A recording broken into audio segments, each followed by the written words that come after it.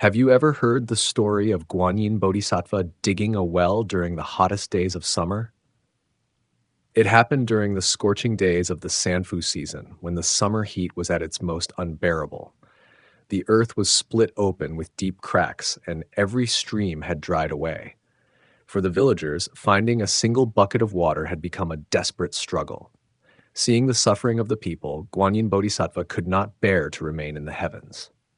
She transformed herself into an elderly woman with silver hair, dressed in a simple, coarse cotton robe, and quietly descended into the human world. She arrived at Zhao village, determined to dig a well so the villagers would have fresh water to quench their thirst. Finding an open patch of land at the village entrance, she lifted her shovel and began to dig.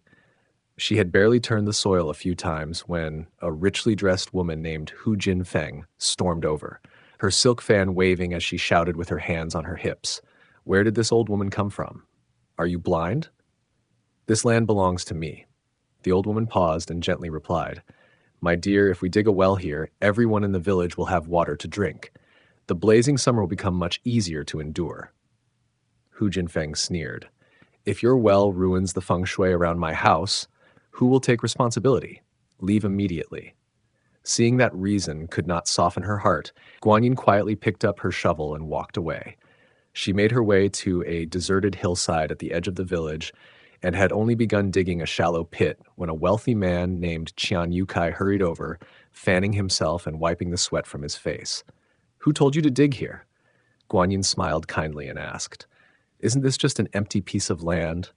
I only wish to dig a well so everyone can have water during this terrible drought." Qian Yukai snorted. "Empty land? This is my family's treasured ancestral property. If you want to dig a well, bring me 10 taels of silver." Guanyin reached into her empty pocket and sighed softly. Having nothing to offer, she once again left in search of another place. Finally, she arrived at the remote northern slope, where enormous rocks covered the ground. Laboriously, she began moving the heavy stones one by one. At that moment, a young farmer named Zhang Tieju passed by carrying a hoe across his shoulder. His sun-darkened arms glistened with sweat. Curious, he asked, "Grandmother, why are you working so hard on this rocky hill in such unbearable heat?" Guanyin smiled with quiet sadness. "I want to dig a well so the villagers can have water. I tried 2 other places, but no one would allow it." Without another word, Zhang Tieju raised his heavy hoe. "These rocks are too hard for you alone. Let me help." Then he began swinging his hoe with all his strength. Warmth filled Guanyin's heart. Together, one shoveled while the other struck the rocks, working beneath the blazing summer sun without stopping. After some time, a deep rumble echoed beneath the earth.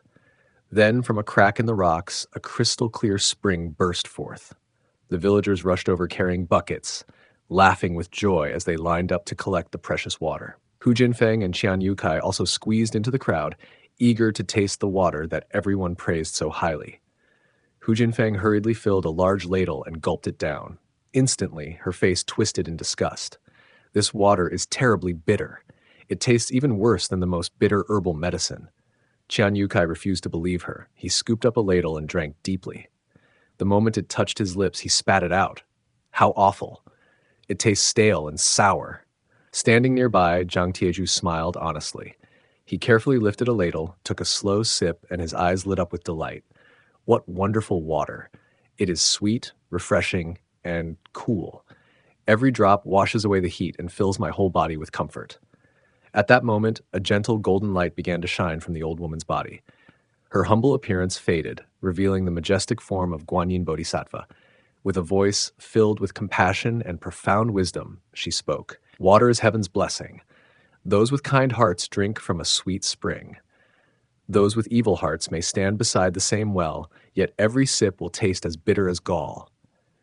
As soon as her words ended, she transformed into a gentle breeze and disappeared into the sky. So remember this. Whether during the fiercest days of summer or in the ordinary moments of everyday life, the greatest spring of living water is not found beneath the earth. It flows from a heart filled with kindness. A compassionate heart nourishes its owner, brings hope to others, and spreads blessings wherever it goes.